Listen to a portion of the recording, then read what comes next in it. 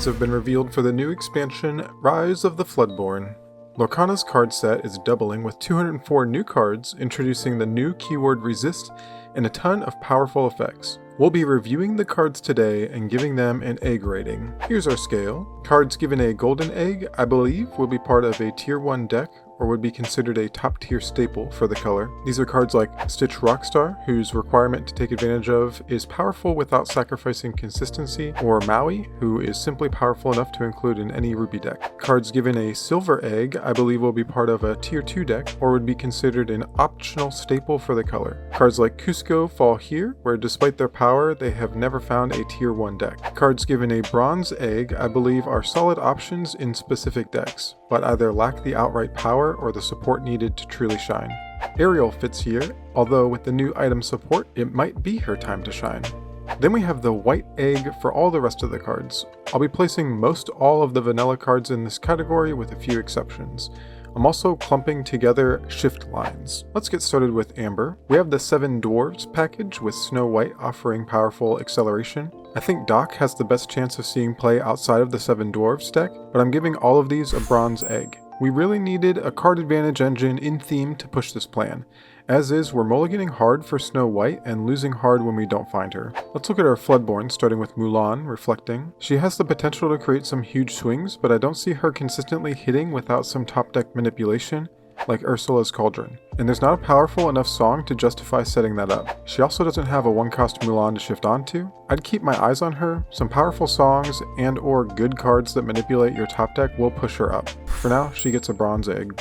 Rapunzel, Gifted Artist, is a great engine in healing decks, and will have a home in Grand Pabi decks.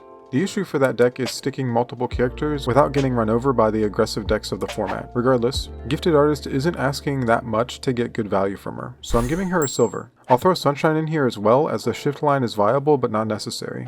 Next we have Snow White, Well-Wisher. She's not directly in the 7 Dwarves deck, but is still a good option, because she really wants to be shifted onto to get her effect immediately. Her other shift option is nothing crazy but still viable, so I'll group her in there. Unfortunately, I don't think Snow White compares favorably to Hades, who can get us a card back from the discard right away.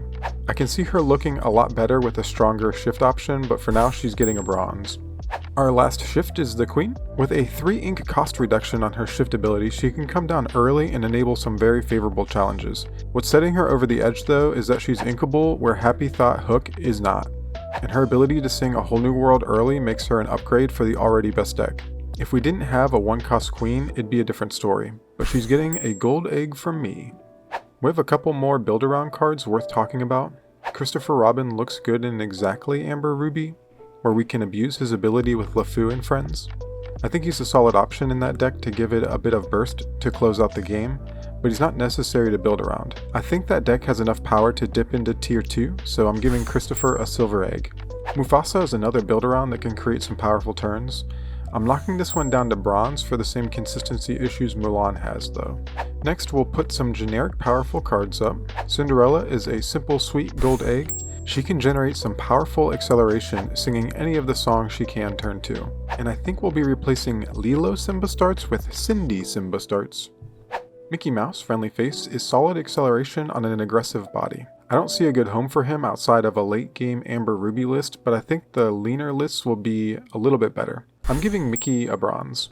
Gaston looks bad beside Ariel, but I can see some mid-range lists wanting another early singer, so I'll give him a bronze. Grand Duke doesn't do a lot, but might let some royals hit the right number, so I'm giving him a bronze. King Louis isn't impactful enough himself, he's getting a white egg. Mulan is a little interesting because we can use her support ability to boost an opponent's character's strength up to 5, so we can use World's Greatest Criminal Mind on it. I can see her as a viable option, so we'll give her a bronze. Nana gives a conditional full heal that can set up some good draws with the new Rapunzel. I don't think it's making the cut. White egg. All our vanillas here get a white egg. I do think some vanillas are still playable, but none of these. On to our actions. Let's see our non-songs. Hold Still isn't worth a card when we have repeatable healing effects on items, and Last Stand is too situational for an uninkable card to see play. Now our songs. Painting the Roses Red is an inkable cantrip with an effect.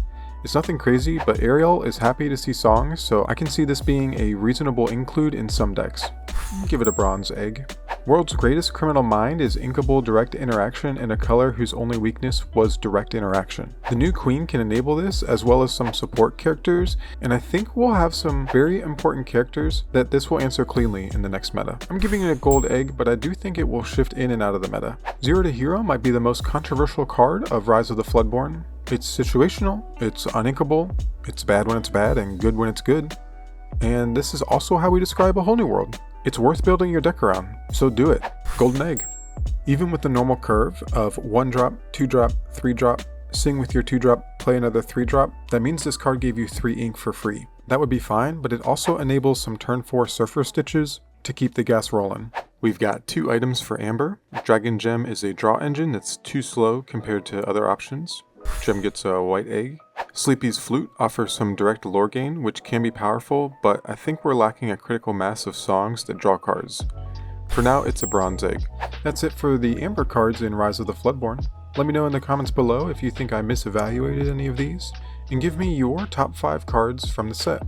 I'm sure after the meta settles, there will be some hits and misses. If you want to hang out and chat or have any suggestions or questions, you should join the Discord. Thank you so much for watching, have a magical day,